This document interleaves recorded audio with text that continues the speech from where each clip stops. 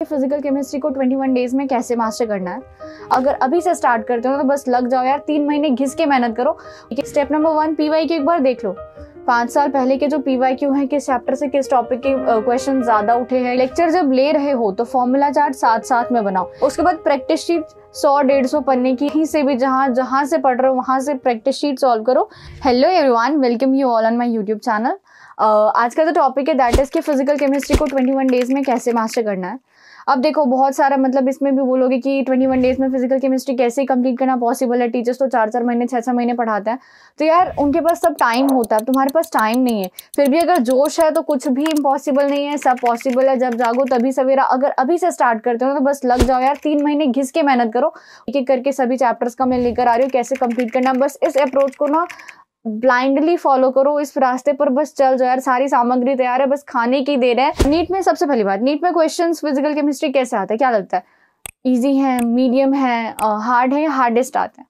मैंने अभी पिछले 5 साल का पेपर देखा है और उसमें से मैं बता दूं 23 जिसमें कि मैं अपीयर हुई हूँ, उसमें physical chemistry was the easiest section. ठीक है, सबसे इजीएस्ट सेक्शन फिजिकल केमिस्ट्री था। हुआ है बिकॉज फॉर्मूला बेस्ड क्वेश्चंस थे and assertion reason was very कि हो जाने वाले थे। असर्शन रीजन ज़्यादा दिमाग लगाना नहीं था, जबकि इनऑर्गेनिक केमिस्ट्री का असर्शन रीजन थोड़ा सा था जिसमें कंफ्यूजन हो रही थी। बट फिजिकल केमिस्ट्री जो है नीट 23 में वाज द इजीएस्ट सेक्शन। 22 में फिजिकल केमिस्ट्री वाज मॉडरेट। तो क्यों ऐसा होता है? नीट के क्वेश्चंस में फिजिकल केमिस्ट्री इजी या मॉडरेट क्यों आता है? बिकॉज फिजिकल केमिस्ट्री उनको एनटीए के पास कुछ है ही नहीं उसमें देने के लिए फॉर्मूलेस के अलावा। तो जितने भी क्वेश्चंस वहां पर आते हैं इजीली फॉर्मूला बेस्ड आते हैं। एनसीईआरटी से लाइंस उठकर आती है, टेक्स्ट क्वेश्चंस उठकर आते हैं वैल्यू चेंज करके। तो बस फॉर्मूला रट लो। अब फॉर्मूला कैसे रटना है?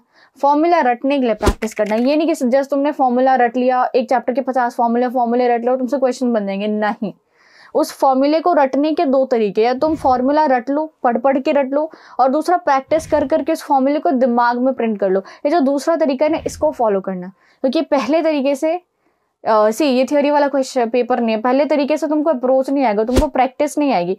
दूसरे वाले तरीके से क्वेश्चंस और फॉर्मूला और सब कुछ, द तरीका, द मेथड, दैट अप्रोच की कैसे न्यूमेरिकल को सॉल्व करना, वो सब तुम्हारे दिमाग में फिट हो जाएगा। सो प्रैक्टिस बहुत ज़्यादा करना। फिजिकल केमिस्ट्री के चैप्टर्स जो एनटीए ने काट कूट के तुम्हारे पास 8 चैप्टर्स बचाए हैं, उनको देखते हैं एक बार। तो मोल कॉन्सेप्ट है, एटॉमिक स्ट्रक्चर है, रिडॉक्स रिएक्शन है, सॉल्यूशंस है, इलेक्ट्रोकेमिस्ट्री है, केमिकल काइनेटिक्स है, थर्मोडायनेमिक्स एंड इक्विलिब्रियम है। इन सभी को कितने डेज में कंप्लीट करना है? मैं जितना मैंने इस हिसाब से 21 डेज तुम्हारे लिए प्लान किया है, इसी अकॉर्डिंग तुमको करना है। अगर इससे एक भी दिन ज्यादा ले रहे हो तो तुम खुद के सिलेक्शन को खतरे में ले रहे हो। मेरा कुछ नहीं जा रहा बिकॉज मैं मेरी जगह पर आ चुकी हूँ। मोल कॉन्सेप्ट 2 डेज में, एटॉमिक स्ट्रक्चर 2 डेज में, रिडॉक्स वाला 2 डेज में कंप्लीट करना है, इलेक्ट्रोकेमिस्ट्री सॉल्यूशंस दोनों 3-3 दिन में कंप्लीट करने हैं, केमिकल काइनेटिक्स 2 दिन में कंप्लीट करना है, थर्मोडायनेमिक्स 3 दिन में कंप्लीट करना है, और इक्विलिब्रियम वाला चैप्टर थोड़ा सा लंबा है, 4 दिन में कंप्लीट करना है। नीट में अभी तक के पैटर्न के अकॉर्डिंग वो 12th क्लास के चैप्टर से ज्यादा क्वेश्चंस डालते थे एज कम्पेयर टू 11th वाला। बट अब 12th में 3 ही चैप्टर्स रह गए हैं और 11th से 5 चैप्टर्स है, तो वेटेज का कुछ नहीं कह सकते। बट हाँ, एजर्शन रीजन के लिए तुम्हें 8 के 8 चैप्टर के एनसीईआरटी पढ़ने की जरूरत नहीं है। देखो, अगर तुम्हारे पास तुमने पहले से पढ़ रखा है, सिलेबस कंप्लीटेड है, तो डेफिनेटली तुमने सबके एनसीईआरटी पढ़ रखा होगा, तुम्हारा कुछ बैकलॉग होगा ही नहीं। But the one who are starting from now, तो उन्हें सॉल्यूशंस, इलेक्ट्रोकेमिस्ट्री और केमिकल काइनेटिक्स, सिर्फ इन 3 चैप्टर्स के एनसीईआरटी पढ़नी है ताकि वो एजर्शन रीजन को इजीली क्रैक कर सके। अब इतना जो मैंने बता दिया है 2 दिन 3 दिन में करना है। करना कैसे? देखो, मुश्किल है लेकिन इम्पॉसिबल नहीं है। अब ये मुश्किल है तो नीट निकालना भी तो मुश्किल ही है ना। अगर नीट निकालना आसान होता तो हर कोई क्वालिफाई कर जाता। सीट्स 22 लाख हो जाती, लेकिन सीट्स 50,000 ही हैं। तो उस 50,000 सीट के अंदर आने के लिए मेहनत तो लगेगी, और वो मेहनत एक्स्ट्रा ऑर्डिनरी होगी, ऑर्डिनरी तो नहीं हो सकती। अब करना कैसे है? Steps to approach physical chemistry. Step number 1, PYQ एक बार देख लो। 5 साल पहले के जो पीवाईक्यू हैं, किस चैप्टर से किस टॉपिक के क्वेश्चन ज्यादा उठे हैं, कैसे फॉर्मेट में टॉपिक आया है, कैसे फॉर्मेट में एमसीक्यू पूछेंगे, just to have an idea, have a rough idea. उसके बाद लेक्चर लेना। अच्छा, ये जो चीज मैं बता रही हूँ ना, तुम्हें तुम्हारा फिजिकल केमिस्ट्री 4 राउंड में कंप्लीट करना है। इट्स नॉट अ थिंग कि तुमने एक बार में सब कुछ करके रख दिया और बाद में सिर्फ रिवाइज करने के लिए तुम्हें एक पन्ने का शॉर्ट नोट काम में आएगा, नहीं। 4 राउंड में तुमको रिवाइज करना है with question practice and how you have to move on, that's what I am gonna show. PYQ देख लिया। लेक्चर जब ले रहे हो तो फॉर्मूला चार्ट साथ साथ में बनाओ। एक चैप्टर के लेक्चर खत्म होते होते तक तुम्हारे पास फॉर्मूला चार्ट में 50-60 फॉर्मूलेज आ जाएंगे और वही तुम्हारे permanent short notes, permanent revise करने वाला मटेरियल होने वाला है, ठीक है। उसके बाद जब लेक्चर ले लिया, समझ में आ गया, लेक्चर से भी क्वेश्चंस अच्छे खासे प्रैक्टिस कर लिया, समझ लिया, उसके बाद प्रैक्टिस शीट 100-150 पन्ने की ही से भी जहाँ से पढ़ रहे हो वहाँ से प्रैक्टिस शीट सॉल्व करो, क्योंकि MCQ जब तक सॉल्व नहीं करोगे ना, फॉर्मूले याद नहीं होंगे। प्रैक्टिस नहीं करोगे तब तक जो है तुम्हारा अप्रोच आएगा ही नहीं क्वेश्चन में, और नीट के पेपर में गलत करोगे, that is the main thing. तो असली रणभूमि में उतरने से पहले अभ्यास तो करना पड़ेगा, वो अभ्यास तुम्हारा ये प्रैक्टिस शीट से होगा।